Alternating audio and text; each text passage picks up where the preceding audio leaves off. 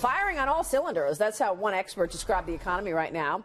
This comes as we are about 1 hour away from the November jobs report. Economists are expecting that 200,000 jobs were created in the month of November, that the unemployment rate would hold steady at 4.1%. Joining us right now, our favorite economist. She calls it the way it is. MacroMavens President Stephanie Pomboy. Stephanie, good to see you. Good morning. All right, Jobs Day. What do you expect? You've had that one skepticism for a long time about this economy. Yeah. You've been right. How do you feel about things right now? Well, I think the consumer is my main focus and concern. I mean, I think it's simple. If you can get 70% of the economy right, you're probably going to get the bigger picture more or less right. And what I see is continuing signs of consumer distress. I mean, we've got non-discretionary outlays growing at 4.5% year on year and wages growing at 2.3%. That's a problem. So I think when we look at this morning's number, it's going to be really important to look at the wage part of it to see what's happening there. But you're seeing clear evidence that people are having trouble keeping up. You know, in the aftermath of the crisis, consumers worked really hard to build savings, and you saw the saving rate pop. In the last year, they've really taken down a lot of that. They pillaged saving to, fill that gap between non-discretionary expenses, which are going up, and their lackluster wages. And now they're increasingly turning to debt. And we saw the consumer credit numbers again yesterday showed another big increase. And a lot of that debt is becoming more delinquent. So these are all reasons for concern, and it's why I continue to be so kind of worried about the structure of the tax bill, with all the focus on the corporate side and not as much on the consumer side.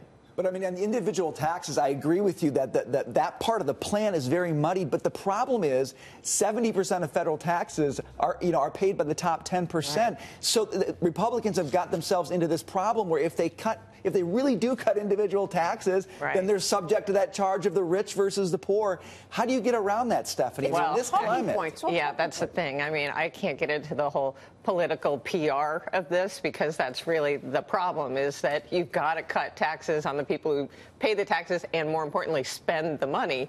And as we talked about last time, that top 20% spend more than the bottom 60%. So you're not really accomplishing anything if you're not giving them a tax break. And in fact, they're going to get a tax hike, many of them. Mm-hmm. So that's really my main concern. Is fine if you're going to keep taxes the same, but don't raise taxes on the people who are responsible for generating incremental growth in the economy, and then expect corporations to fling the doors open and increase capex and hiring. I mean, the problem hasn't been that the corporate tax rate was too high.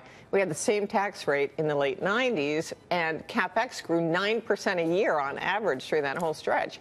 So that's not the problem. Cutting that corporate tax rate isn't going to get them to go out and spend. We saw announcements in the last couple of weeks from Apple, Cisco, Coke, Pfizer, Amgen, all suggesting that when they get the tax cut, they're more likely to continue to lavish shareholders than to go out and increase capex. Do you think, though, that the tax cut could stimulate some growth with the small business community, and that maybe some of the job growth and wages, also with the low unemployment and the tight employment market, do you think that might really create more jobs and also add to some wage increases? I mean, I see what they're doing is they're building the tinder for it. You know, we've got this reduced regulation, I think, is huge, and cutting. We need to reform the corporate tax code. I'm not suggesting that we shouldn't do that. I'm just saying you just want more lower taxes for individuals. Well, I mean, at the end of the day, those small businesses still aren't going to run out and hire people if they can't sell more stuff